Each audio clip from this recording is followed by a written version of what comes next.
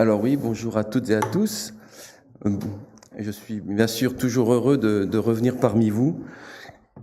Plus que des frères et sœurs, vous êtes aussi des amis et ça fait toujours plaisir de vous revoir. Alors pour ceux qui ne me connaissent pas, il y en a peut-être sans doute qui ne me connaissent pas, donc nous sommes, Nathalie et moi, nous avons été pendant 40 ans à l'église baptiste de Genève et nous sommes maintenant, on pourrait dire, détachés à Nédan, donc près de Saint-Julien, dans le sud, au sud de Genève, pour une petite communauté qui est en train de démarrer et donnant un petit coup de main là-bas pour les aider et surtout aussi pour nous donner aussi du renouveau dans notre foi, parce que quand on est 40 ans dans la même église, on a peut-être aussi besoin de renouveau, donc voilà, ça nous fait aussi un effet positif pour nous, pour Nathalie et moi.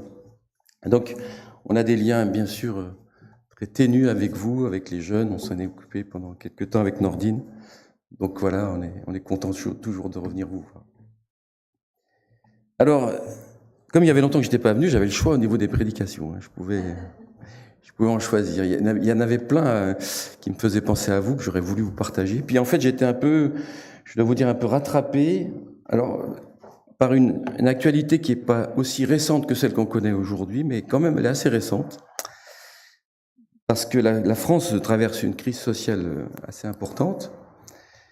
Et on a parlé de lumière à l'instant. Les lumières qu'on voit en ce moment ne sont pas les lumières douces du Seigneur, mais plutôt des voitures en flammes, etc. Mais il y a quelques mois de cela, on a traversé une crise déjà assez importante avec toutes les professions au sujet de la retraite, l'allongement du temps de la retraite. Et il y avait beaucoup de professions qui étaient en grève, en manifestation. Et puis il y en a une surtout qui a été marquante, c'est celle des éboueurs dans la capitale. Alors je ne sais pas si vous vous souvenez de ces images qui étaient assez désolantes, parce que c'est la ville lumière qui tout d'un coup se transforme et qui est dévisagée pour devenir en quelques jours une ville poubelle. Une ville envahie par les déchets que nous laissons sur les trottoirs, et les témoignages des touristes et des habitants exprimaient un fort sentiment de désolation, de dégoût. Et nous ne pouvions alors que compatir en écoutant ces témoignages, car notre nature humaine nous pousse à être de grands consommateurs, mais nous ne pouvons nous accommoder d'en percevoir les effets et les conséquences. Une des conséquences de notre consumérisme, c'est une production considérable de déchets. Cacher ces déchets que je ne saurais voir. Voilà une maxime qui pourrait être une réplique dans une pièce de théâtre de notre société moderne. Le déchet, le rebut, une notion qui n'a pas tellement notre faveur. Dans une société qui prône la production, l'abondance, la réussite, le déchet n'a pas bonne presse. Et c'est pourtant de cela que j'aimerais vous parler ce matin. Alors quand je dis qu'elle n'a pas bonne presse, le déchet n'a pas bonne presse, oui et non. Parce qu'en ce moment, il est de bon ton d'être dans cette dynamique de savoir ce qu'on va faire de nos déchets. De disserter sur le traitement des déchets, de leur revalorisation. Les hommes politiques font du greenwashing, vous savez, avant on connaissait le blanchiment de l'argent, maintenant c'est de l'éco-blanchiment. On fait semblant d'être écolo en proposant des solutions un petit peu pittoresques. Et la mode est à l'upcycling. Alors là, l'upcycling, c'est mieux que de dire au recyclage. Si je vous dis j'ai acheté un sac, c'est du recyclage. Par contre, de dire j'ai acheté un sac, c'est de l'upcycling. Et là, vous montez d'un grade. Hein, voyez. C'est plus bobo, vous voyez, c'est mieux. Donc en fait, on recycle des bâches, etc. On fait des sacs qu'on a payé très cher, mais c'est de l'upcycling. Donc voilà. Ça, c'est une forme aussi d'un peu de greenwashing. On transforme et on réutilise ce que l'on a rejeté. Alors, il y a sans doute dans cette démarche un moyen surtout d'apaiser nos consciences. Parce que le mieux, tout simplement, pour éviter les déchets, ça serait de moins consommer. Moins on consomme, moins on fait de déchets, ça serait plus simple. Mais C'est pas le cas. Alors cependant, c'est un sujet qui peut s'avérer intéressant quand on la considère au travers de l'Évangile, cette notion de déchet. Il est une science. Alors, ça va marcher? Je dois me diriger vers quelque part, non? Voilà. Il est une science moderne que l'on nomme la rudologie. Alors c'est en 1972 qu'un scientifique américain a inventé cette nouvelle discipline, la rudologie. La rudologie qui vient du latin rudus, qui veut dire décombre. Et effectivement, cette discipline consiste à étudier les déchets. Dis-moi ce que tu jettes, je te dirai qui tu es. Voilà, je résume en gros. Mais c'est une science exacte, attention, il y a des gens qui apprennent à étudier nos déchets. Alors, ils ont dû se régaler, les experts en rudologie, là. Avec la grève des éboueurs, il y a eu du boulot. Je pense que là, ils se sont éclatés. Mais je ne suis pas certain qu'ils aient eu vraiment le cœur à l'ouvrage. Je ne suis pas sûr que c'est le genre d'événement qu'ils attendent pour étudier notre façon de consommer. Mais bien au-delà de me soucier du sort de ces rudologues contemporains, moi, ce que j'aimerais ce matin vous partager, c'est quelques réflexions sur une rudologie théologique. En effet, la parole de Dieu nous dévoile le caractère de notre Père céleste qui est loin de mépriser ce que nous avons l'habitude de rejeter, de considérer comme méprisable ou sans aucun intérêt. La Bible est truffée d'exemples riches en enseignements et nous tâcherons ce matin d'en tirer quelque chose pour notre vie de foi au travers d'une parabole. Alors je vous propose donc d'ouvrir votre Bible ou votre smartphone ce matin pour redécouvrir le message si original d'un Dieu à nul autre pareil. Nous lirons dans ce récit l'évangile de Matthieu 21. Alors j'ai la version qui s'affiche, ça sera plus simple pour qu'on ait un petit peu la même version. Donc c'est la Bible du Semeur pour ceux qui... Avec les smartphones c'est pratique, on peut choisir la version, mais si vous avez votre Bible papier, voilà. Alors Matthieu 21 à partir du verset 33.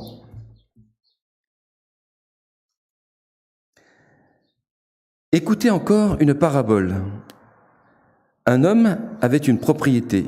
Il y planta une vigne, l'entoura d'une haie, y creusa un trou pour le pressoir et y construisit une tour pour la surveiller. Après cela, il alloua des vignerons et partit en voyage.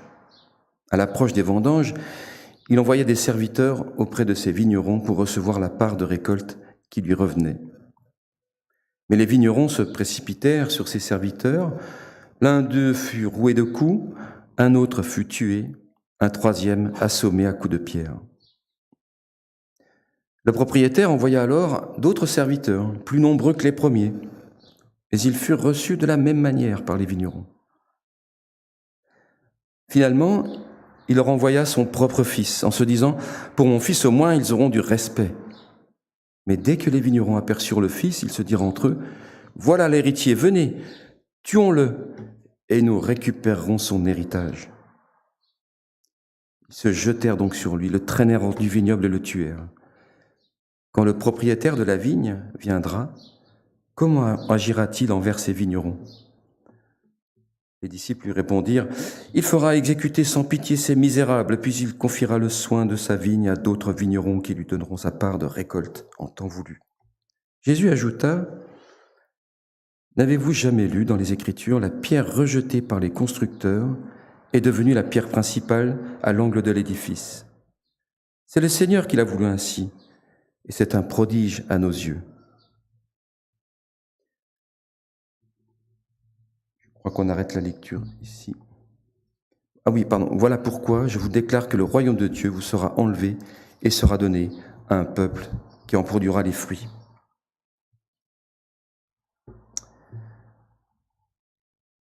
La pierre rejetée. Voilà. Voilà. La pierre rejetée. Cette parabole de Jésus est d'une dramaturgie et d'un cynisme incroyable. Mettons-nous Mettons-nous à la place de ce vigneron, ce propriétaire qui a tout mis en œuvre pour que son projet soit une réussite. Il a pris toutes les précautions pour mener à bien ce dont il rêvait, planter une vigne prospère. Verset 33, il plante sa vigne, l'entoure d'une haie, il creuse même un trou pour le pressoir et va même jusqu'à y construire une tour pour la surveiller. Il a tout calculé pour un projet béton.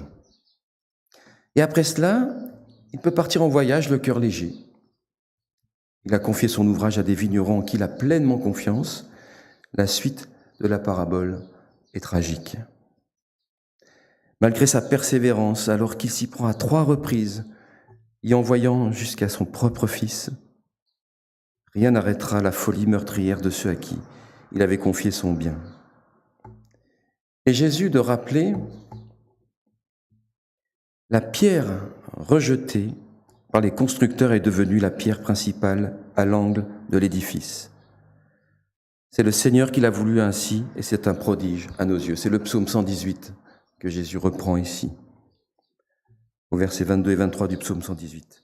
Alors oui, comme nous dit ce texte, ceux à qui était adressée cette parabole ont compris le message. Les spécialistes de la loi, les chefs religieux, les pharisiens, ces fameux bâtisseurs d'une religion qui dépasse largement l'intention première de Dieu, comprennent alors que Jésus essaie de leur faire passer un message et qu'il appuie là où ça fait mal. Ils ont bâti un système religieux qui n'est pas aux normes de Dieu. Un système religieux qui ne tient que sur une sagesse humaine, fondé sur le pouvoir, l'autorité des puissants, de ceux qui savent, aux dépens de ceux qui sont méprisés, les ignorants. Alors il est important de se rappeler que Jésus raconte cette parabole alors qu'il vient d'entrer dans Jérusalem. Et à ce moment de notre méditation, ce matin, il est bon de rappeler 3 événements qui précèdent le récit de cette parabole qu'on vient de lire. C'est tout dans le chapitre 21. Au début du chapitre 21, c'est l'entrée de Jésus dans Jérusalem. Il vient d'y entrer comme un roi. Non pas comme un roi ordinaire, mais comme un roi révolutionnaire. Il vient révolutionner les valeurs humaines. Il vient bousculer toutes les barrières érigées par les hommes et par la bien-pensance de ceux qui font la société.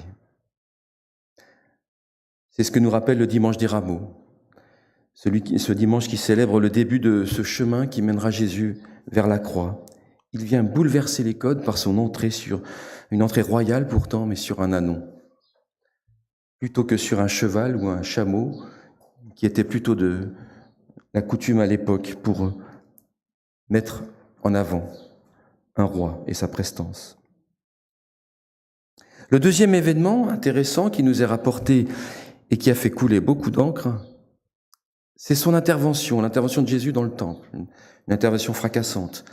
Dans la cour du temple, il y trouve des marchands cupides, qui ne pensent qu'à s'enrichir sur le dos des fidèles en quête de spiritualité, faisant de ce lieu de prière un repère de brigands. Mais notre Jésus rudologue va-t-il se contenter de ce lamentable spectacle et de ne faire que renverser les tables des vendeurs de pigeons et des changeurs d'argent? Non, si vous lisez ce récit, si vous le relisez à la maison, notre Jésus rudologue va montrer le chemin de sa révolution. Il va accueillir ceux qui sont rejetés par la société, les aveugles, les paralysés, ceux qui n'ont pas accès à la plateforme supérieure réservée aux bien portants, aux juifs purs. Ils sont considérés comme impurs, rejetés, mis à l'écart, mis au rebut, humiliés. Et Jésus les accueille et les guérit. C'est au verset 14 du chapitre 21. Jésus les accueille et il les guérit. Cette guérison a du prix pour ces êtres blessés dans leur chair, car par ce geste d'humanité, Jésus leur offre ainsi une normalité qu'ils avaient perdue. C'est alors qu'ils retrouvent leur place dans une société qui ne voulait plus d'eux. Puis le lendemain, c'est le récit déjà d'une parabole, celle des 2 fils, mais je ne vais pas vous la lire en entier, je vous résume. C'est un vigneron, pareil, il a 2 fils, il dit à l'aîné, tu peux t'occuper de la vigne demain? Ouf, non, je n'ai pas envie. Puis finalement, il a des remords, puis il y va. Puis au second, il dit, oui, je viendrai, mais lui, il ne vient pas. Et donc, la conclusion de cette parabole, c'est que, je vous l'assure, les collecteurs d'impôts, les prostituées vous précéderont dans le royaume de Dieu. Voilà ce qu'il dit à ses 2 fils qui ont mal agi. Les collecteurs d'impôts étaient impopulaires, ils le sont toujours, et les prostituées étaient méprisées. Jésus de démontrer à nouveau que ces gens de peu, ces classes de gens qui sont méprisés, rejetés, sont à présent cités en exemple à ceux qui pensent détenir la vérité. 3 événements, ainsi que la parabole du propriétaire de la vigne que nous avons lue tout à l'heure, forment à eux 4 un plaidoyer pour une rhédologie théologique. Avec pour point d'orgue cette fameuse citation du psaume 118, « La pierre rejetée par les constructeurs est devenue la pierre principale à l'angle de l'édifice. » Alors j'ai volontairement mis une pierre de voûte parce que ça nous parle plus quand on est dans nos visites. On ne pense pas à dire, tiens, la pierre de l'angle, mais c'est la même signification aujourd'hui. Vous voyez quand vous faites vos vacances, et là on va partir en Grèce avec Nathalie, on va voir pas mal de pierres de ce genre qui tiennent des pierres de voûte. Si vous penserez à cette image, parce que la pierre angulaire, effectivement, était la même fonction, mais à l'angle de l'édifice. Alors, il serait restrictif et même dangereux, je dis bien dangereux, de ne réduire l'enseignement de cette parabole qu'au peuple juif. Parce que si vous regardez dans le titre de votre parabole, c'est sans doute que vous aurez. En fait, c'est une leçon que Jésus va donner au peuple juif. On le comprend. L'image qui est donnée, c'est Dieu a tout fait pour que ce peuple soit son témoin, mais ils ne comprennent pas. Alors, pourquoi je dis que ça serait dangereux de limiter à cette vision uniquement du peuple juif qui a refusé le Christ? En 2002 est sorti un film de Costa Gavras qui s'intitulait « Amen » avec Kassovitz, Mathieu Kassovitz. Et moi, j'avais vu ce film, j'avais été bouleversé par ce film qui dénonce l'attentisme en fait de l'Église catholique et du Vatican surtout, pendant le génocide du peuple juif. Donc les nazis, tout le film est là pour nous montrer les trains, etc. Et Mathieu Kassovitz, lui, joue un prêtre jésuite qui est scandalisé par ce qui se passe. Et il essaie de faire bouger les choses au niveau du Vatican. Il dit, mais laissez pas faire ça, ils sont en train de massacrer les juifs et vous faites rien. Et il y a une réplique à un moment où le pape ou l'un des archevêques dit « En fait, ils sont en train de venger le peuple qui a tué le Christ. » Et ça, c'est une vision restrictive, de se dire que le peuple juif ayant refusé la mission du Christ, qu'on peut les exterminer. Alors bien sûr, on ne peut pas trouver, même si l'Église catholique l'avait fait à ce moment-là, une certaine légitimité dans l'extermination d'un peuple qui a tué le Christ. Je trouve que c'est en cela que c'est dangereux de ne voir de cette parabole du propriétaire de la vigne simplement qu'une condamnation du refus des Juifs à accepter le Christ comme le Fils de Dieu, venu pour les sauver. Cet aveuglement, qui ne veut pas reconnaître le Christ pour la mission de salut qui est la sienne, est un aveuglement qui concerne l'humanité tout entière. Les regards de l'homme sont tournés vers la réussite et le pouvoir, la cupidité et le libre choix de vivre avec ou sans Dieu. Et en cela, le message de l'Évangile est une véritable révolution. Jésus vient bouleverser les codes, il vient les renverser pour dire au monde que la vérité n'est pas dans ce qui brille, ce qui impressionne ou dirige le monde. La vérité se cache dans ce qui est méprisé, rejeté par le plus grand nombre.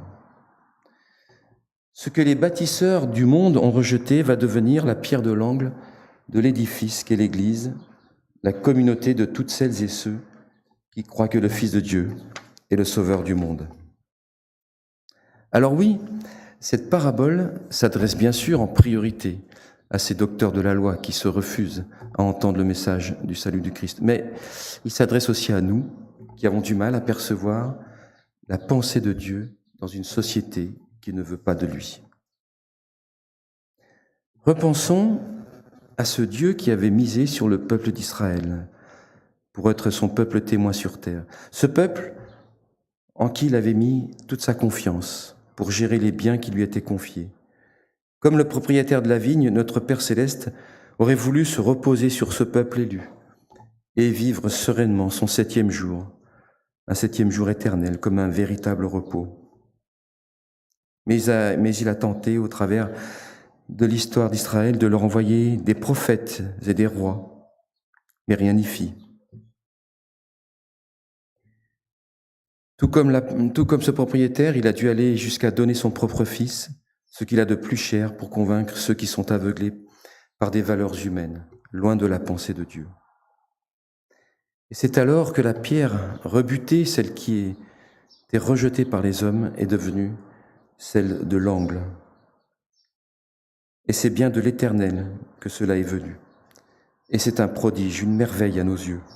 C'est le miracle de Dieu qui va anéantir les valeurs de ce monde pour faire de ce qu'il rejette la source de notre salut. Une pierre rejetée, mais une vie restaurée.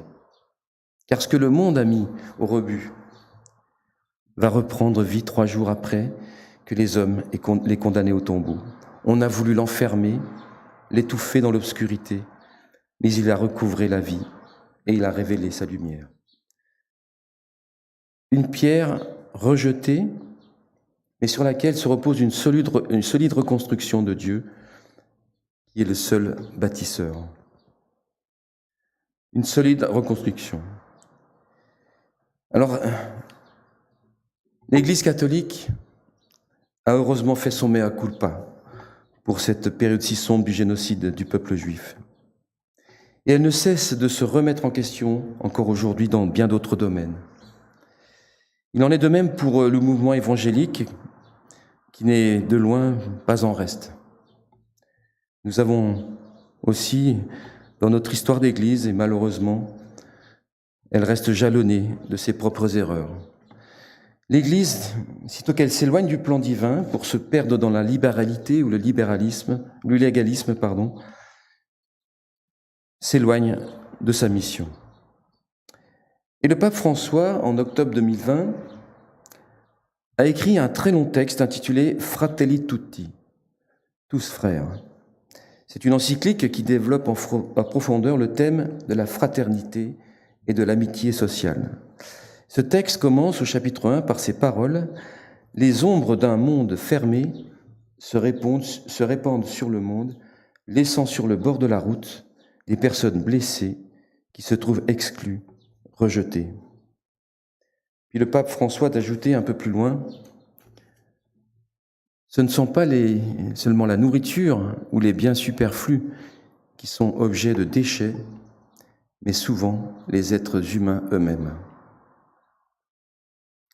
Ce ne sont pas seulement la nourriture ou les biens superflus qui sont objets de déchets, mais souvent les êtres humains eux-mêmes. Si je vous dis Lampedusa, qu'est-ce que cela évoque pour vous? Lampedusa, une petite île italienne de 20 km², une île située entre Malte et la Tunisie, une île touristique qui est devenue tristement célèbre pour autre chose que la beauté de ses paysages. Depuis 1999, plus de 200 000 migrants ont transité sur cette île. Et c'est un événement qui est survenu en octobre 2013 qui a malheureusement alerté la communauté internationale. En octobre 2013, 360 migrants ont trouvé la mort par noyade et le monde a découvert le naufrage de Lampedusa. On en dénombre environ 30 000 de décès depuis 1999 et c'est alors qu'une organisation catholique, la Casa dello Spirito e dell'Arte, c'est donc la maison de l'esprit et de l'art, qui a eu à cœur de mettre leur foi en pratique.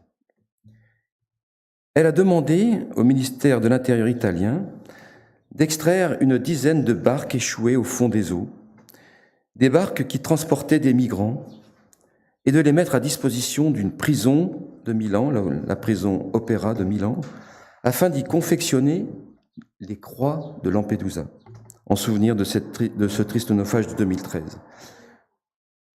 Qu'est-ce que j'ai dit 2013. Oui, effectivement, 3 barques ont été placées au cœur de la prison et des visites sont organisées pour que l'on puisse entendre les récits de migrants rescapés qui témoignent de ce qu'ils ont vécu pour échapper à leur pays en guerre et retrouver la liberté. Alors ce projet est déjà en soi très louable. Les détenus fabriquent des croix du Christ avec un bois qui est porteur d'une histoire et de chemins de vie brisés. Mais en 2022, et c'est ce qui a inspiré ce message ce matin, en 2022 est né un projet encore plus fou. Le projet Métamorphosie. Métamorphosie, toujours à l'initiative de cette organisation catholique, c'est un projet qui consiste à créer un petit orchestre à cordes avec ce bois de barques de migrants qui se sont échoués dans le fond des mers. Après avoir commencé l'expérience dans la plus grande prison de Milan, ce sont 4 prisons d'Italie qui participent à la fabrication de ces instruments à cordes pour créer une œuvre musicale et faire entendre la voix de ces migrants à travers le monde.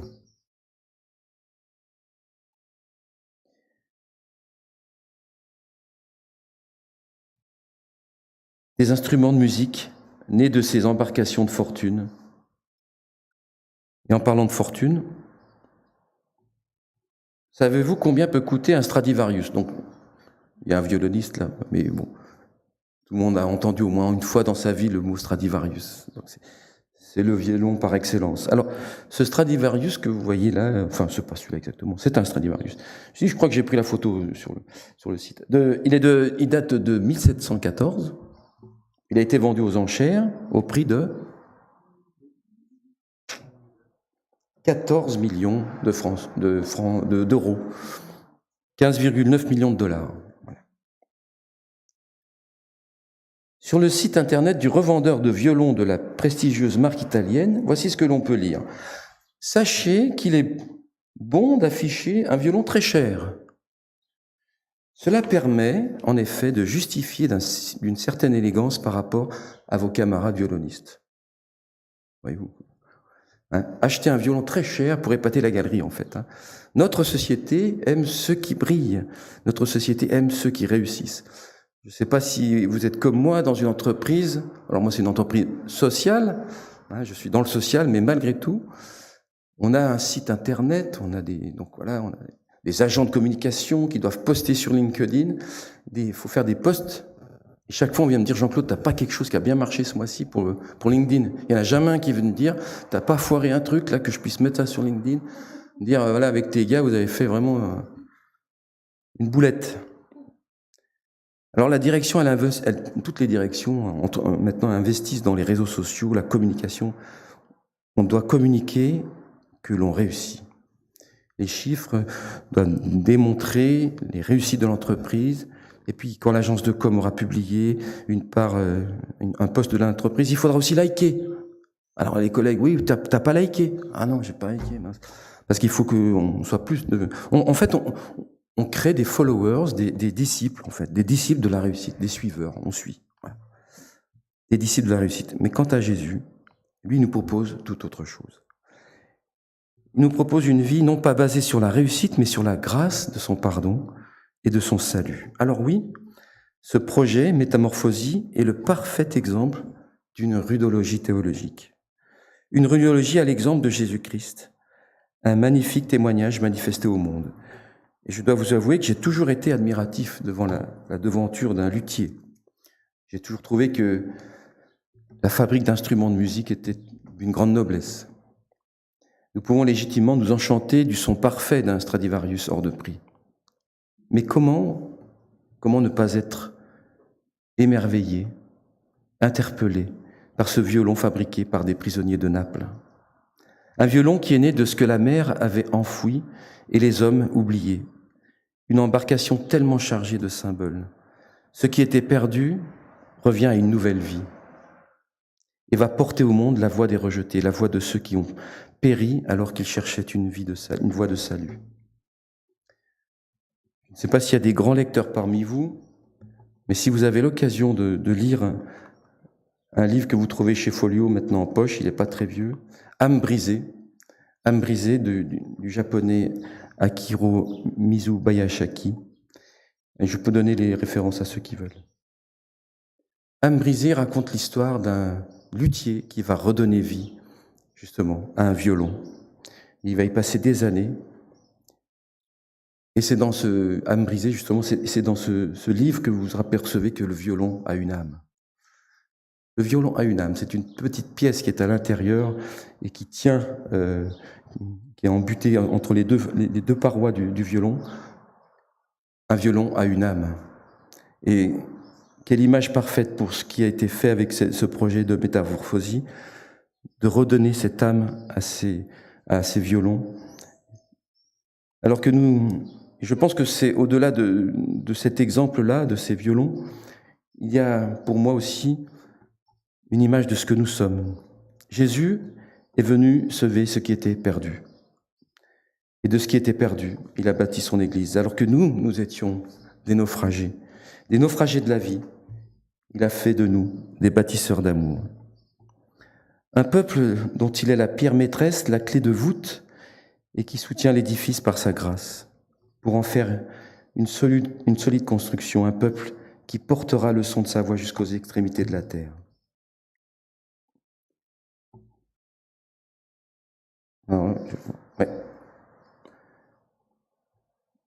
Alors, pour conclure, justement, comme je vous le disais, quand j'ai dû choisir mon message de ce matin, je me suis rappelé qu'il n'y a pas très longtemps, c'était au mois de juin, là, il y a 15 jours, on a vécu encore ce fameux drame. Là, c'est au large de la Grèce, c'est pas Lampedusa, mais vous vous souvenez de cet événement qui est assez récent. Et le journal Le 1, je ne sais pas si vous connaissez le journal Le 1, qui est un hebdomadaire titré « Migrants, nous ne sommes plus humains ». Migrants, nous ne sommes plus humains. Et beaucoup d'intellectuels se sont mobilisés pour écrire des articles sur une vraie réflexion au sujet de notre approche de ce problème de la migration et de l'accueil des migrants. Quand on pense qu'il y a les moyens qui ont été déployés pour aller chercher des scientifiques qui font du tourisme scientifique, des milliardaires qui font un tourisme scientifique pour aller voir s'il reste encore quelque chose du Titanic, on a déployé des moyens colossaux pour aller les chercher. Rien de tout cela n'est fait pour ces migrants qui sont perdus. Alors j'aimerais conclure avec un texte que j'ai choisi dans l'épître de Paul à Tite. Donc c'est dans la version français courant. Dieu a révélé sa grâce, source de salut pour tous les humains. Elle nous enseigne à renoncer à une mauvaise conduite et aux désirs terrestres pour mener dans ce monde une vie raisonnable, juste et fidèle à Dieu. La grâce de Dieu a été manifestée à tous les hommes et se manifeste encore aujourd'hui pour que le plus grand nombre soit sauvé.